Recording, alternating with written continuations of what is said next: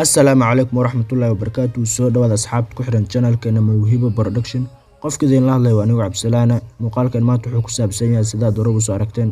Sawirkan ayaan maanta qurxineynaa. Fadlan haddii ay tahay markii ugu horreysay aad na soo booqato waxaan kaa codsanayaa in aad muuqaalka markii aad like noo saarto. Run ahaantii like inaad noo saarto waxay ka dhigan tahay inuu muuqaalkan gaaro dad kale. Marka muuqaalkan like noo saar waa iga codsi. Channelkan subscribe isa dhiirigelin bay tahay.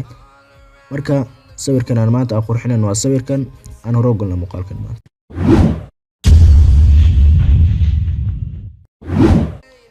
Sawirka maanta aan qurxinayno waa sawirkan waxaan ku qurxinayno applicationka Lightroom. Run ahaantii intiin badan aad baad u taqaanaan baan filayaa. Marka Lightroom waxaad ka helaysaa Play Store-ka baad kala soo degi kartaa. Marka waxaan sameynayaa marka waxaan ka bilaabanaa qaybtan kalarada kadib waxaan ku soo dhufanaa qaybta.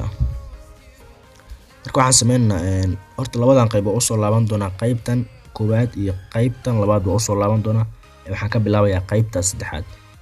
Saturationka minus layer marka waad 100%.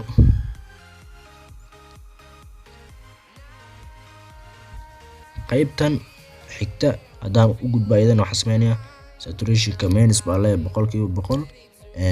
Luminance-na waxaan furayaa ilaa 31. qaybtan jaalaha ayadana sidoo kale luminance-ga waan furayaa ilaa 7. Okay, qaybtan bluega saturationka minus iga dhig 100%. qaybtana sidoo kale minus.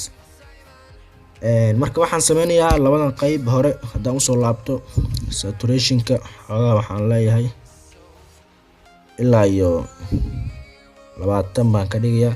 Luminance-ga xogaha furayaa ilaa 10 ilaa 9. Okay, hue-gana -8 baan leeyahay. qaybtan xigta saturationka waan ku darayaa luminance-ga sidoo kale ilaa 10, hue-gana ilaa +10. Okay, kadib dhan baan leeyahay.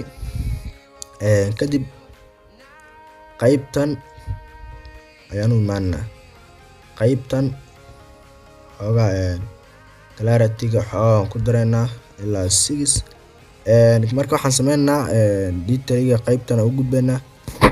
Sharp-ga xogaa ku dareynaa ilaa +18. Noise reduction-kana ilaa waxaan geenaynaa 20.